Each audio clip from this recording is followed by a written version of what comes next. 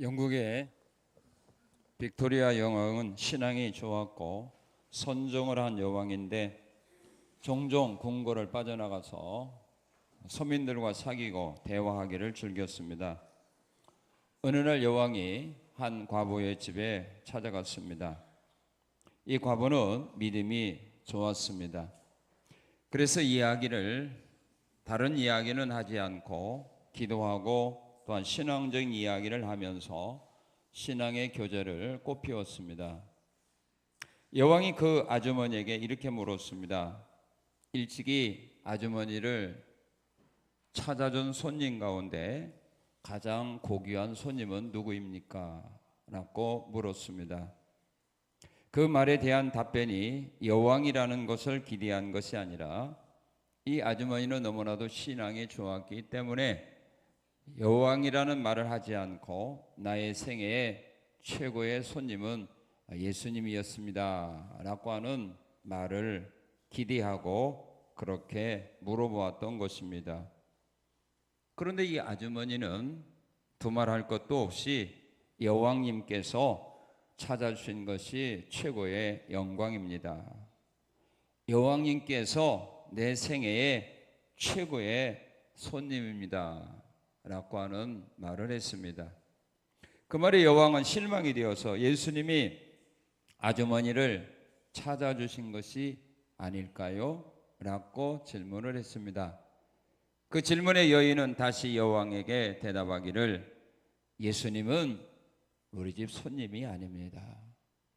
예수님은 나의 주인입니다. 처음부터 계신 분입니다. 나는 그분을 위해 존재합니다 라는 말을 했습니다. 이 말을 들은 여왕이 기뻐했다는 이야기가 있습니다. 우리는 예수님을 손님으로 모시고 있는 것입니까? 아니면 주인으로 모시고 있는 것입니까?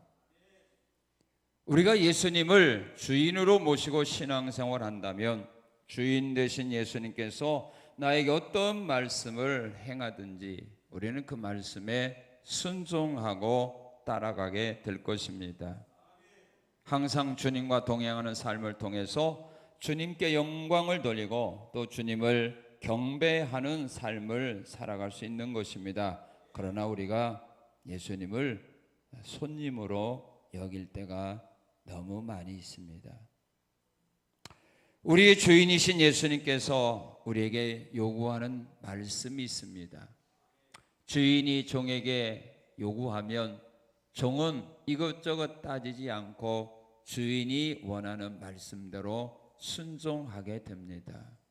그러나 싹구는 자기의 마음에 들지 않는 일이라 할 때는 거부할 수 있습니다. 그리고 그 일터에서 떠나갈 수 있습니다. 그러나 종은 그런 일 할 수가 없습니다.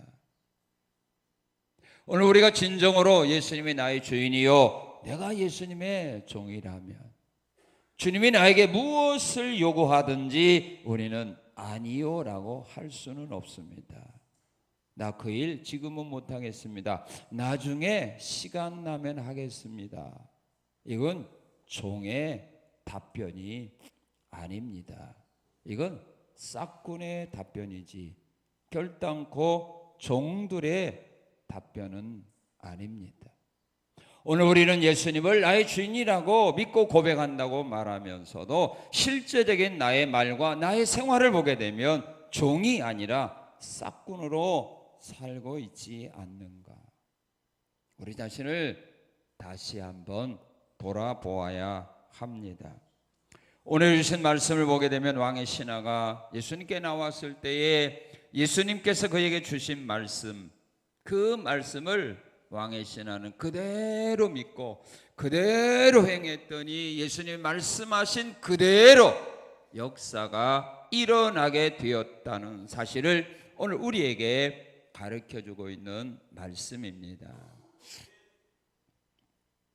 예수님께서는 아무에게나 말씀을 주지 않습니다. 예수님이 우리에게 주신 말씀은 그대로 이루어지는 능력이 있는 말씀이기 때문에 예수님의 말씀을 아무 사람에게나 가치 없이 주는 것은 아닙니다. 예수님이 말씀을 주는 사람이 있는데 어떤 사람에게 예수님 말씀을 주었느냐 하면 예수님 앞에 나온 사람에게 주었습니다. 오늘 본문 47절은 그렇게 말합니다. 그가 예수께서 유대로부터 갈릴리에 오셨다는 것을 듣고 갔다고 말합니다. 그가 예수님께 찾아갔을 때에 예수님이 그에게 말씀을 준 겁니다. 왕의 신하가 이 사람 한 사람뿐이었겠습니까? 왕의 신하가 얼마나 많이 있었겠습니까? 그러나 그 모든 왕의 신하들에게 예수님이 다 말씀 준 것이 아니라 가버나움에서 가나까지 찾아온 그 사람에게 우리 예수님이 말씀을 주었다는 것입니다. 그러면 이 왕의 신하가 왜 예수님께 찾아왔을까요? 오늘 이 세상에 수많은 많은 사람들이 살고 있습니다. 그러나 그 모든 사람을 대상으로 우리 하나님이 말씀을 주는 것은 아니고 언제나 하나님 앞에 나온 무리들에게 하나님은 말씀을 주는 겁니다. 오늘 또 이 자리에 나온 여러분들에게 이 말씀을 주는 거지, 이 자리에 오지 아니한 사람은 이 말씀을 들을 수가 없습니다. 이 왕의 신하가 왜 예수님께 나왔을까요? 이유는 예수님의 소문을 들었기 때문입니다. 그가 가나에 왔다는 소문을 들은 겁니다. 갈릴리에서 유대로부터 갈릴리로 오셨다는 소문을 듣고 그가 예수님을 찾아가게 된 겁니다. 마태복음 4장 24절 이하에 보아도 예수님께서 병든 자, 약한 자, 귀신자를 쫓아내고 병 고쳐주고 약한 자를 강하게 한다는 소문이 온 유다에 퍼지자 그 소문을 듣고 수많은 무리들이 예수님께 찾아왔을 때에 예수님은 그들에게 산에서 말씀을 전해 주신 겁니다. 그 말씀이 바로 마태복음 5장, 6장, 7장 말씀입니다. 주님 앞에 나온 무리들에게 주님은 말씀을 줍니다. 그리고 예수님께서 말씀 주는 사람들이 바로 예수님 앞에 나온 사람들인데 어떤 사람이 예수님께 나오느냐? 소문을 들은 사람이 나오되 소문을 들었다고 모든 사람이 다 나온 것은 아닙니다. 누가 나옵니까? 문제가 있는 사람이 그 문제를 해결받기 위해서 그 문제를 가지고 주 앞에 나온다 이 말입니다. 예수님에 대한 소문을 들어도 예수님에 대한 말씀을 들어도 자기 자신에게 문제가 없는 사람은 절대로 나오지 않습니다. 그런데 문제가 있는 사람들이 문제 해결하려고 나오는 겁니다. 이에게 문제가 있는데 어떤 문제입니까? 자, 우리 46절 한번 읽어봅시다. 시작. 예수께서 다시 갈릴리 가나에 이르시니 전에 물로 포도주를 만드신 곳이라 왕의 신하가 있어 그의 아들이 가버나움에서 뭐 했더라? 병들었더니 병들었을지라도 고침 받았다며 예수의 소문을 들어도 오겠어 안 오겠어? 안 오죠.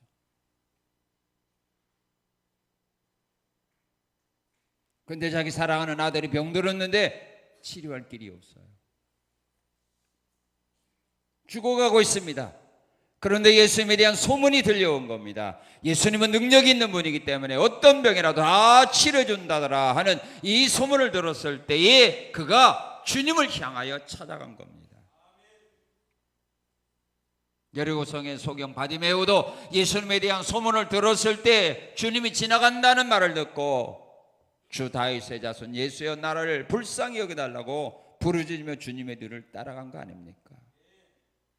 오늘 우리도 마찬가지입니다. 우리가 나에게 지은 죄의 문제를 해결했다면 우리가 예수 앞에 나올 이유가 뭐가 있습니까?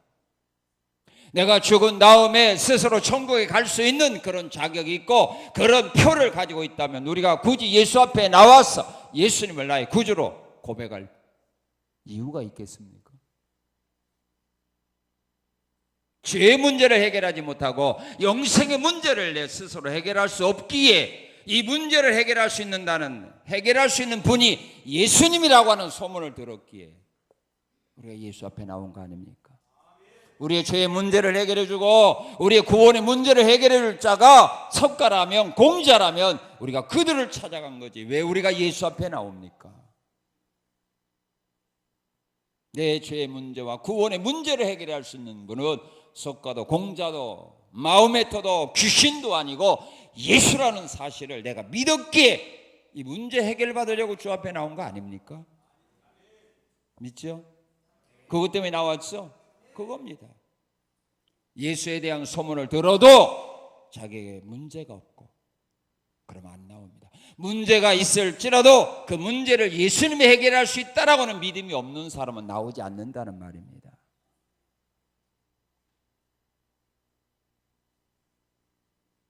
그리고 예수 앞에 누가 나오냐면 어려움을 극복한 사람이 나옵니다. 주 앞에 나오는 길은 평탄한 길이 아니라고 말했습니다. 좁은 길입니다. 십자가 길입니다. 고난받는 길입니다. 사람들에게 멸시와 천대받는 길입니다. 조롱받는 길입니다. 침뱉음 받는 길입니다. 주 앞에 나오는 길은 멀고도 험한 길입니다. 이 사람이 예수 앞에 나올 때 여기 보면 가버나움에서 갈릴리로 왔다고 했습니다. 그런데 갈릴리에서 가버나움까지 거리는 약 34km입니다. 뭐 지금이야 34km, 뭐 차 타고 가면 얼마나 쉽습니까? 포장도 되었죠. 그러나 그 시대에 무슨 차가 있습니까? 무슨 도로가 포장되었겠습니까? 이스라엘 나라 뜨겁습니다. 먼지가 많이 납니다. 그걸 걸어간다든지 말 타고 간다면 34km, 그거 비록 적은 거리는 아닙니다.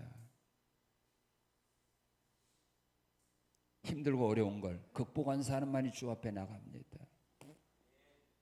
오늘도 마찬가지입니다. 아팠을 때 갈등을 느끼죠. 피곤할 때 갈등을 느끼죠. 친구가 마침 티켓을 갖고 여행 가자고 할 때 갈등을 느끼죠.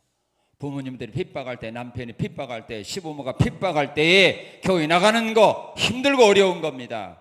그러나 그 모든 힘들고 어려운 것을 극복하고 주 앞에 나오는 자가 주님의 말씀을 들을 수 있는 은혜를 받는다, 이 말입니다. 이 왕의 신한 이런 어려움을 극복하고 주 앞에 나온 겁니다. 그럴 때 주님이 그에게 말씀을 준 겁니다. 그의 아들을 살릴 수 있는 생명의 말씀을 그에게 들려주었다, 이 말입니다. 소문을 들었을지라도 집에 있었다면 이 귀한 말씀 들려주지 않지요. 주님이 말씀을 들려주는 사람이 있어요. 누구에게 들려주느냐? 주 앞에 나오면 그냥 아닙니다. 주 앞에 나왔을 때 이런 모든 위기와 어려움을 극복하고 주 앞에 나왔을지라도 주 앞에 나와서 어떻게 해야 됩니까? 바로 이렇게 해야 돼요. 자, 우리 47절을 읽어봅시다. 시작.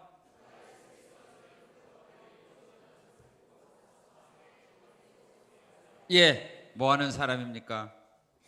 기도하는 사람입니다. 주님의 은혜를 사모하는 사람입니다. 마태복음 5장 6장 7절에 보게 되면 산에 있던 수많은 무리들에게 예수님이 산상보훈이라고 하는 아주 귀한 복음의 말씀을 그들에게 전해 주었습니다. 그들이 그 말씀을 들었는데 주님은 그들 가운데서 병든 자 나오라 해서 치료해 준 거 없습니다. 그들의 문제 치료해 주지 않았습니다. 그런데 산에서 밑으로 내려올 때 산에 한 사람의 나병 환자가 기다리다가 주님께 구합니다. 주님, 원하시면 저를 깨끗게 할 수 있습니다 라고 말할 때 주님 말합니다. 그래, 내가 원한다. 깨끗해져라. 주 앞에 나왔을지라도, 소문 듣고 주 앞에 나왔을지라도 우리가 하나님 앞에 구해야 합니다. 하나님의 은혜를 사모해야 됩니다. 말씀을 사모해야 됩니다. 그래야 그들에게 준다, 이 말이에요.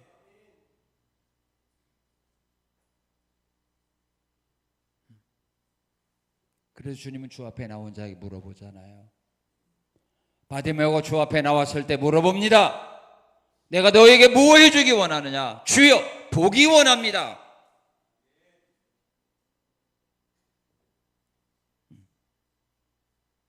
그냥 왔다 가는 사람이 많아요. 주 앞에 힘들고 그렇게 나왔는데 그냥 가는 사람이 많다 이 말입니다. 왜 그렇습니까? 우리가 주 앞에 은혜를 구하지 않기 때문입니다.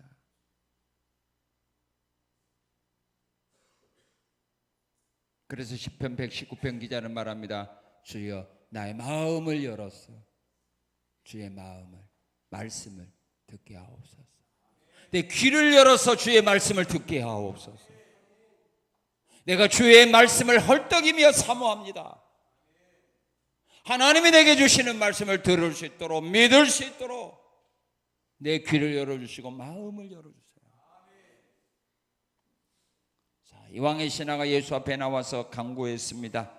청했습니다. 그런데 여기 47절에 그가 듣고 가서 청하되 라고 말하는데, 이 청하되 라고 하는 말이, 이 말은 청하되 라고 하는 말은 아직 끝나지 않은 겁니다. 미완료입니다. 완료형이라면 끝나버린 건데 미완료, 아직 끝나지 않고 계속 청하고 있다는 말입니다. 계속하여 하나님 앞에 부르짖고 있다 그 말입니다. 주님이 응답하실 때까지 부르짖고 있다 그 말입니다. 한 번으로 끝나는 거 아닙니다. 기도는 계속하는 겁니다. 언제까지? 응답 받을 때까지. 두 명인이 예수님이 지나간다는 소리를 듣고 길에서 예수님을 따라갑니다. 다윗의 자손 예수, 나를 불쌍히 여겨달라고 하는데 예수님이요 그들의 부르짖음에 대하여 아무 반응도 없이 집 안으로 들어가 버렸어요. 그랬을 때 그 맹인은 그 집안까지 따라갔어요. 중단하지 않냐고 예수님이 들어간 집안까지 주님이 따라갔습니다. 소경들이 따라갔습니다. 그럴 때야 소경들을 부릅니다. 그러면서 그들에게 물어봅니다. 내가 너의 눈을 치료할 줄 너 믿어? 그렇게 물어봅니다. 너 믿냐? 내가 너를 치료할 줄 믿냐? 내 눈을 뜨게 할 줄 너 믿냐? 그럴 때 말하기를 주여 그렇습니다. 주님이 내 보는 눈을 뜨게 할 줄로 나는 믿습니다 라고 말할 때 주님이 한 말입니다. 네 믿음대로 되라. 네 믿음대로 될지어다 그랬어요. 그런데 눈이 떴어요. 주님이 나의 눈을 뜨게 할 줄 나는 믿습니다 할 때 그래도 그렇게 믿고 있지? 그렇다면 보라 이 말이에요.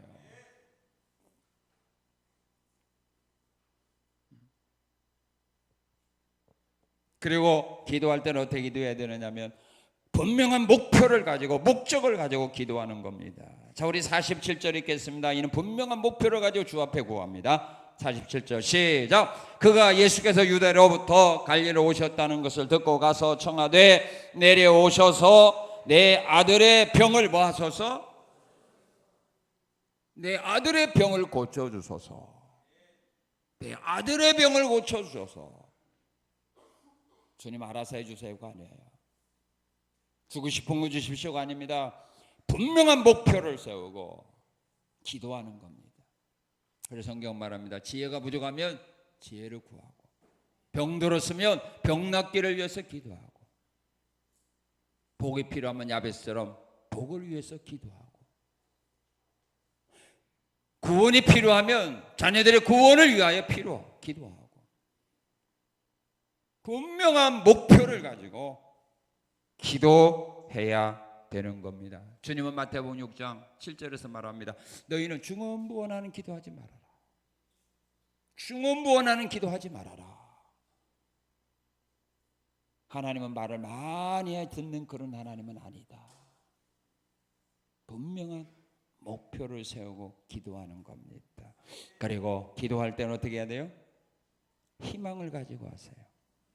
소망을 가지고 하세요. 47절에 그렇게 말합니다. 듣고 가서 청하되 내려오셔서 내 아들의 병을 고쳐주소서. 그가 거의 죽게 되었습니다. 사람들은 거의 죽게 되었으면 장례 준비하잖아요. 그죠? 안 해요? 장례 준비 하잖아요. 어떻게 장례할까? 그런데 이 왕의 신하는 아이가 지금 거의 죽어가는데도 예수님께 소망을 가지고 온 겁니다.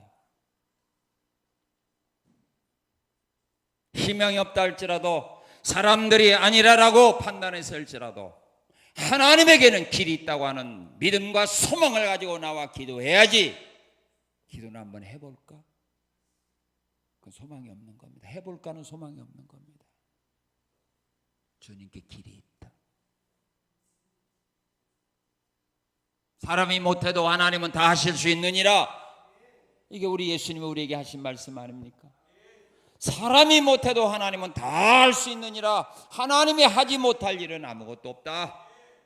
그래서 기도하는 사람들은, 주 앞에 나오는 사람들은 이런 확고한 믿음과 소망을 가지고 주 앞에 나와 기도해야 되지. 한번 해볼까?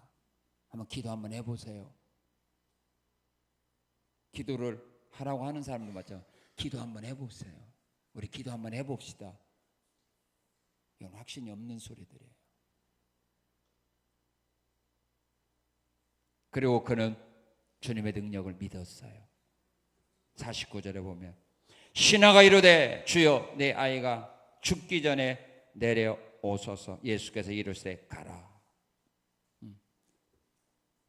주여 내 아이가 죽기 전에 내려오소서. 그래야면 내 아들이 살겠다 이거예요. 주님만 오신다면 죽어가는 내 아들이라도 주님은 살릴 수 있습니다. 나는 그 주님의 능력을 믿습니다. 이것이 바로 왕의 신하가 가지고 있는 신앙이었다 이 말입니다. 주님의 능력을 믿는 겁니다.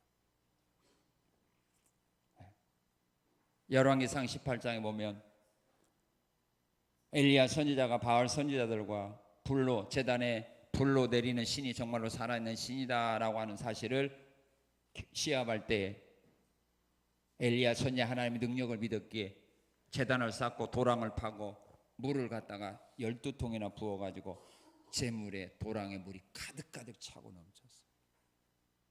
왜? 엘리야는 하나님의 능력을 믿은 거예요.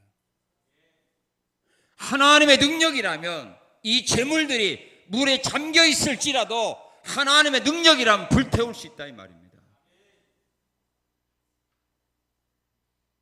엘리야는 그런 믿음이 있었기에, 하나님에 대한 능력이 확고했기에 도랑을 파고 그래서 제단에 물을 부으라고 한 겁니다. 우리 같으면 휘발유 부으라고 하겠죠. 그죠? 휘발유 부으면 좀 가능성이 더 크잖아요. 그죠? 대답을 안 해요. 만약에 물 갖다 붓는다면 우리는 말릴 겁니다. 나무도 바짝 마른 나무 갖다 놓으라고 하겠죠. 근데 엘리야는 하나님의 능력을 믿었기에 물 갖다 부어. 그래요. 성경 도랑이 넘쳤다고 말했어요. 그런데 하나님께 그가 기도하죠. 불로 응답하소서. 불로 응답하소서. 라고 할 때 하나님 불이 임했을 때 제단의 모든 걸 다 태우고 물까지도 다 핥아버렸다고 했어요. 기도하는 사람이 하나님의 능력을 믿고 기도해야 합니다. 그래서 마태복음 21장 22절에 예수님은 그런 말씀을 하셨습니다. 너희가 기도할 때 무엇이든지 믿고 구하는 것은 다 받으리라. 믿습니까? 너희가 무엇이든지 믿고 구하는 것은 다 받으리라. 기도를 무조건 한다고 응답받는 거 아니에요. 하나님 원하는 기도를 해야 합니다. 시간만이 한다고 응답해 주는 거 아닙니다. 왕의 시대는 어리고 힘들어진 이 길을 극복하고 주 앞에 나와서 이렇게 간구할 때 주님이 그에게 말씀을 주셨습니다. 자, 주님이 우리에게 말씀을 주실 때 우리는 받아야 돼요. 어떻게 받아야 되느냐? 여러분들이 하나님 앞에 나왔기 때문에 하나님 말씀을 주시는 겁니다. 하나님 앞에 우리가 나왔으면, 주님 앞에 나왔으면 주님이 내게 주시는 말씀을 내가 받아야 되는데, 그 말씀을, 주님이 말씀을 나에게 주셨을 때에 우리가 하나님의 말씀을 어떻게 받아야 되느냐? 이렇게 받아야 역사가 나타나는 겁니다. 여러분들이 하나님이 주시는 말씀을 이렇게 받지 아니하면 말씀을 통하여 은혜를 받고 깨달음이 있어도 그 말씀이 여러분들의 삶 속에서 역사하지는 않는다는 말입니다. 오늘 수많은 사람들이 성경을 통하여 은혜를 받고 설교를 통하여 은혜를 받고 성경공을 통하여 은혜를 받는데 왜 그 하나님의 말씀들이 여러분들의 삶 속에서 역사가 없습니까? 왜 말씀대로 이루어지지 않는 겁니까? 말씀을 듣는 자세가 잘못돼서. 오늘 왕의 신하같이만 해보세요. 그러면 여러분들이 듣는 모든 말씀 여러분의 삶 속에서 기적을 일으켜요. 자, 왕의 신하에게 주님이 말씀을 주셨는데 그 말씀이 그대로 이루어졌습니다. 왜? 왕의 신하가 어떻게 말씀 받았기에? 말씀을 주님이 주실 때 듣는 사람이 어떻게 들어야 되느냐 하면은요. 자, 우리 49절 50절 한번 읽어봅시다. 시작.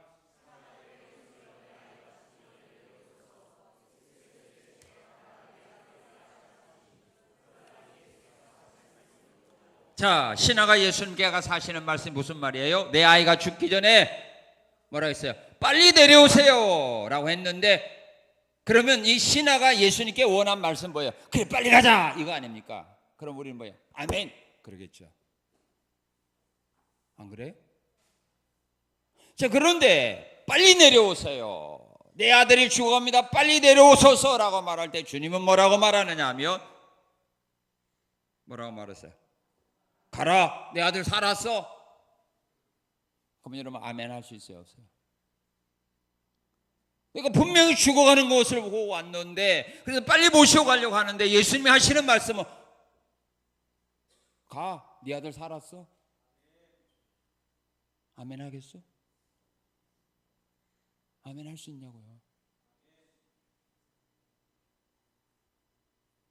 그런데 이 신하는 그대로 행했어요. 주님이 나에게 주시는 말씀이 내가 원하는 말씀이 아닐 때가 많아요. 나는 이거가 아닌데, 그럴지라도 주님이 나에게 주시는 말씀이라면 어떻게 받아요? 아멘으로 받아라. 그걸 보여주는 거예요.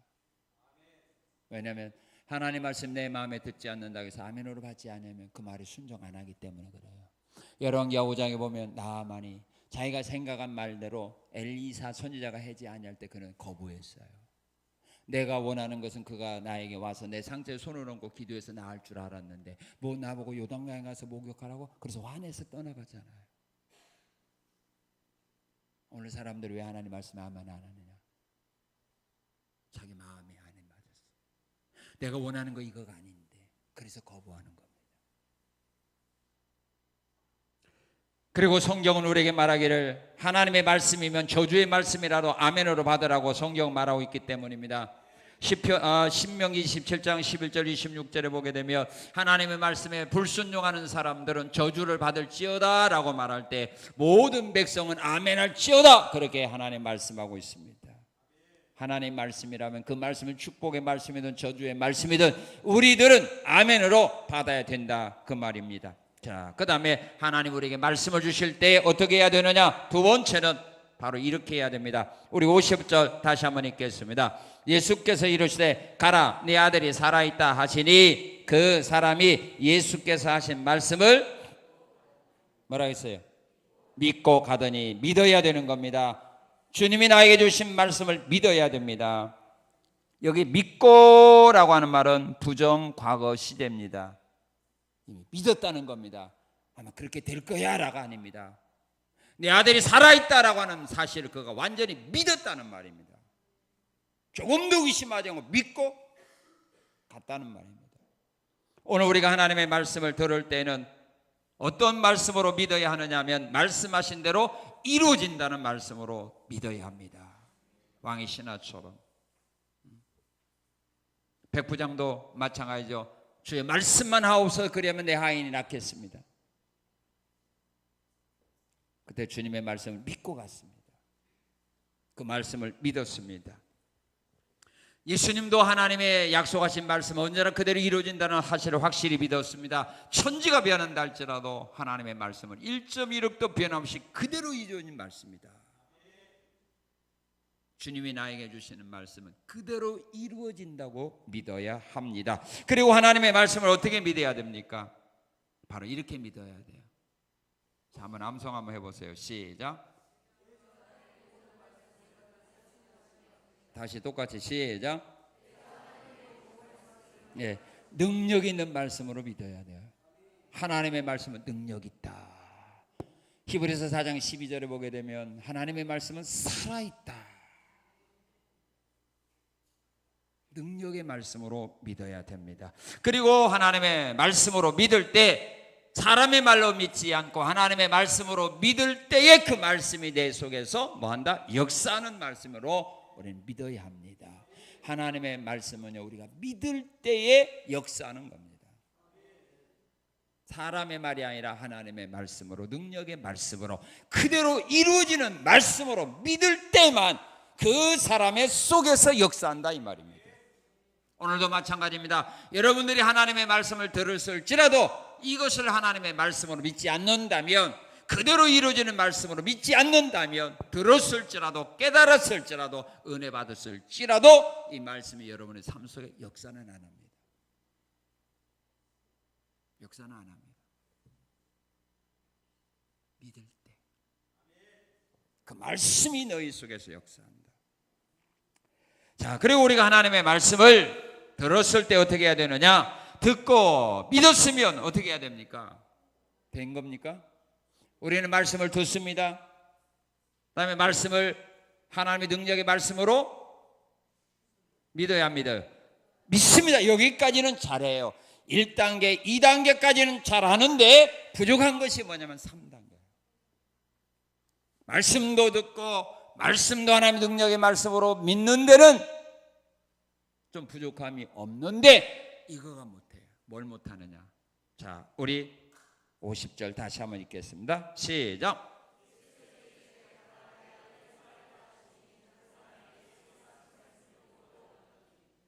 믿고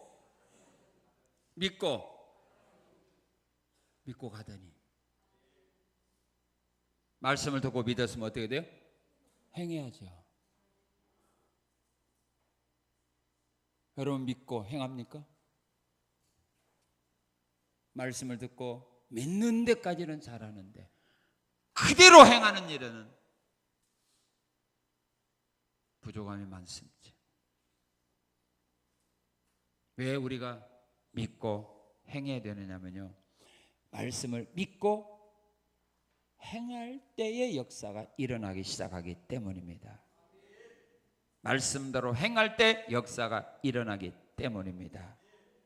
믿어도 행하지 아니하면 역사는 없습니다.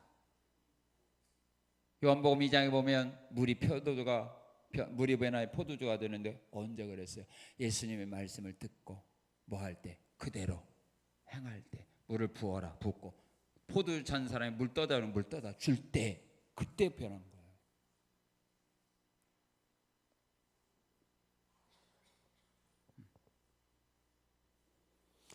여리고 성이 이스라엘 백성들이 하나님이 주신 말씀대로 믿고 행할 때 일어난 거예요. 6일에 한 바퀴, 그 다음에 마지막 날 7바퀴인데 한 바퀴, 하루에 한 바퀴 돌아갈 때마다 성이 조금씩 금가고 무너지다면 얼마나 우리가 희망했겠어요. 그죠? 6일 돌아갈 때는 이 정도 하고, 그러면 마지막까지 힘써서 돌 수 있는데 7바퀴 다, 13바퀴 다 돌았어도 조금도 성은 변화가 없었어요. 언제 무너졌어요? 주님 말했어요. 6일에 한 바퀴, 7일에 마지막 날 7바퀴 돌고, 마지막 날 뭐라 했어요? 돈 다음에 뭐라 했어요? 외치라! 그래야면 성이 무너지려 그랬거든요. 말씀대로 13바퀴 다 돌았는데도 성에 금간 것도 없고 모래가 떨어진 일도 없어요. 마지막 외칠 때 무너진 거예요. 우리가 하나님의 말씀대로 뭐 순종하는데도 변화가 없는데, 순종할 때마다 조금씩 변화된다면 누구나 다 끝까지 가게 해요. 그래서 믿음 없는 사람은 도중에 그래서 포기하는 겁니다. 하나님의 능력을 믿고 말씀의 능력을 믿고 그대로 된다는 사람을 믿었으면 끝까지 가야 될 거 아니냐.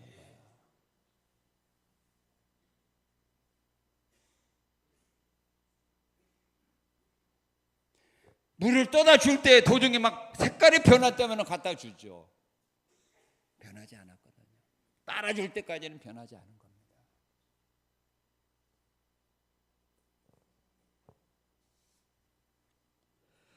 그리고 말씀대로 행하지 아니하면 뭐예요? 죽은 믿음이기 때문에 역사가 없다고 말합니다.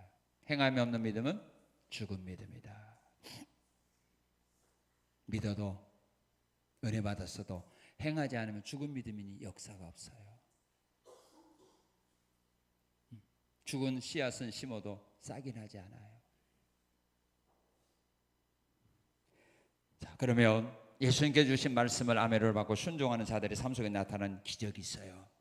주 앞에 나왔습니다. 간구했습니다. 주님이 주시는 말씀 그대로 되리라고 믿었습니다. 자, 그리고 행동에 옮깁니다. 그런 삶 속에는 어떤 역사가 일어나느냐 하면 바로 주님이 하신 말씀대로 이루어지는 역사가 일어납니다. 자, 그래서 예수님이 왕의 신앙에 하신 말씀이 무슨 말씀이었죠? 50절에 무슨 말씀이었죠? 내 아들이 뭐 있다? 살아있다, 그렇게 말했죠. 그래서 그 말씀을 믿고 갔더니 51절에 보니까 뭐라고 말했어요? 뭐라고 말했어요? 아이가 살아있다 하거늘 그대로 되잖아요. 믿고 행동에 옮길 때 하나님의 역사가 일어나서 말씀대로 이루어졌다 이 말입니다. 자, 그러면 어떻게 그 말씀이 이루어졌느냐 하면은요, 50절에 53절에 보게 되면 그 하나님의 말씀이, 내 아들이 살았다는 말씀이 언제부터 일어나기 시작한 거예요? 언제부터 시작된 거예요? 믿고 행동에 옮긴 시점부터 말씀은 역사한 거예요. 살아있다라는 말을 듣고 왕이 신하에게 물어봤죠. 언제부터?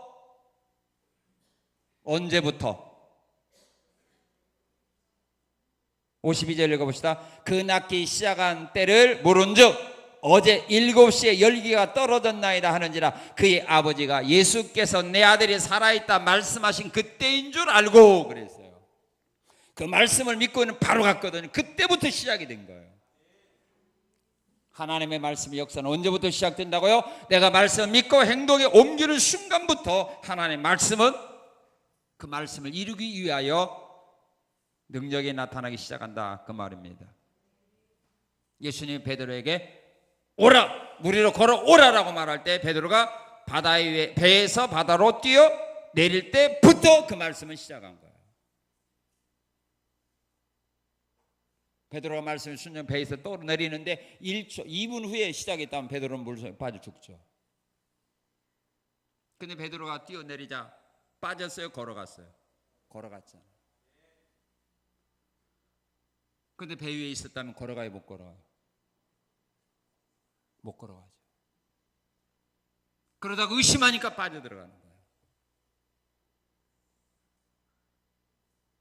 말씀대로 믿고 갈 때는 그대로 순종이 되는데 걸어가는데 의심하니까 빠져가는 거예요. 자, 그리고 말씀하신 대로 일어났죠. 살아있다는 말씀이 그대로 일어났죠. 그죠? 네. 베드로에게도 깊은 데로 그물 내려 고기를 잡으라 하니까 그대로 던졌더니 말씀한 대로 어떻게 했어요? 고기를 잡았잖아요. 말씀하신 대로 이루어지게 되고, 자, 그 다음에 또 하나 우리가 기억해야 될 거가 있는데, 말씀하신 대로 이루어진 후에는 계속하여 그 역사가 일어날까요? 중단될까요? 중단됩니다.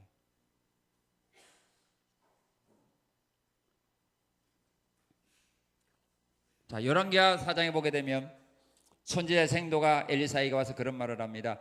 내 남편이 빚만 지고 죽었습니다. 그래서 두 아들이 노예로 팔려가게 되었습니다. 이 문제를 어떻게 할까요? 라고 말할 때 선지자가 말하죠. 내 집에 뭐가 있느냐? 기름 한 병 있어. 그래, 그러면 빈 그릇 구하다가 부으라. 그럼 채워지면 옮기고 또 부으라. 자, 그랬을 때 그 빈 그릇이 다 찬 다음에 병에서 기름이 나왔다고 했어요? 그쳤다고 했어요? 그쳤죠. 그럼 다음날 또 빈 그릇 갖다가 부었으면 나왔을까 안 나왔을까? 안 나오죠.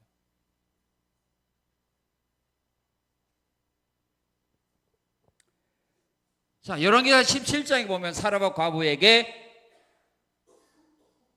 하나님께서 그 가루통에 가루가 닿지 않고 기름병에 기름이 닿지 않는 복을 3년 6개월 주었는데 왜 줬죠? 엘리야를 섬기라고 준 거거든요. 엘리야에게 말했습니다. 사람에게 한 여인을 하여 너를 섬기게 할 거다. 그래서 그가 간 겁니다. 그래서 그가 그 집에 있는 가정 속에는 3년 6개월 동안 계속 통에 가루가 닿지 않고 기름병에 기름이 닿지 않았어요. 그런데 이제 선지자가 하나님의 말씀 받고 아합 왕을 만나러 가죠. 그 집에 떠나갔을 때 다음날 나왔을까 안 나왔을까? 이유가 없잖아요. 선지자를 섬기라고 그 가정에 그 복을 주었는데 그 집에서 선지자가 떠났는데 계속 그런 복을 줄 이유가 없잖아요. 자, 이스라엘 백성들이 광야에서 먹을 것 없다고 하나님께 부르짖을 때 하나님께서 그들에게 뭘 줬죠?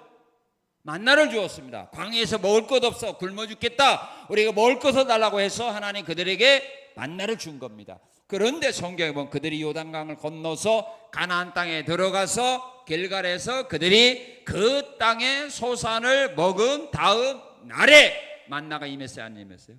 안 왔어요. 왜? 이제 먹을 거 있는데 왜 줘요? 그 땅의 소산을 먹은 후부터는 이제 하나님 만나 안 줬어요. 왜? 만나를 준 이유는 광야에서 살리기 위해서 줬거든. 그런데 가나안 땅에는 이제 먹을 거 있잖아요. 노래 가면 먹을 거 구할 수 있지 않습니까? 그래서 만나 안 준 거예요.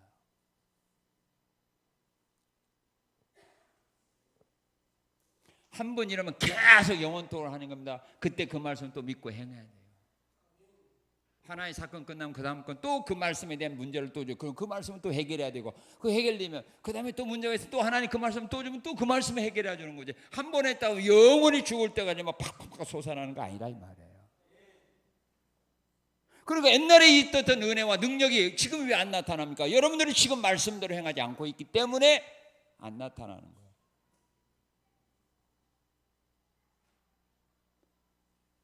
한 번 받은 은혜가 영원히 지속되는 거 아니지 않습니까? 그래서 우리가 성령을 소멸하게 되면 하나님의 성령을 충만함을 위해서 그래서 구하는 거 아닙니까? 그래서 날마다 하나님의 말씀을 사모하는 거고 믿는 겁니다. 하나의 사건 끝나면 그 다음 사건 또 거기에 필요한 말씀 내가 그 말씀 또 믿어야 돼요.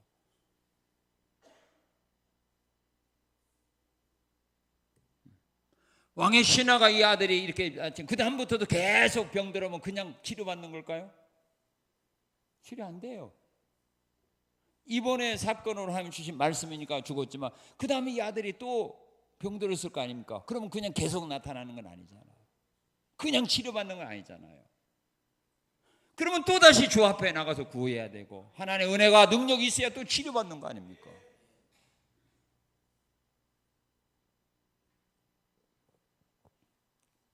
그리고 주님의 주신 말씀 아멘을 받고 순종한 자들의 삶 속에 나타난 열매가 뭐냐 하면요, 예수님을 믿게 되었습니다. 53절에 보면 믿었습니다. 누가 믿었습니까? 말씀대로 이루어진 거 체험한 왕의 신하가 믿었고 옆에서 말씀대로 이루어진 사실을 목격했던 그의 가족들이 믿게 됩니다. 하나님의 말씀은 체험한 사람만 믿습니다. 체험하지 못한 사람은 하나님 말씀의 능력을 믿지 못해요. 알고는 있어 이론적으로 깨닫고는 있어 그대로 행하지 않습니다. 왜 우리가 하나님의 말씀을 들으면서도 믿는다고 하면서도 왜 행하지 않습니까? 체험이 없어서 그래요.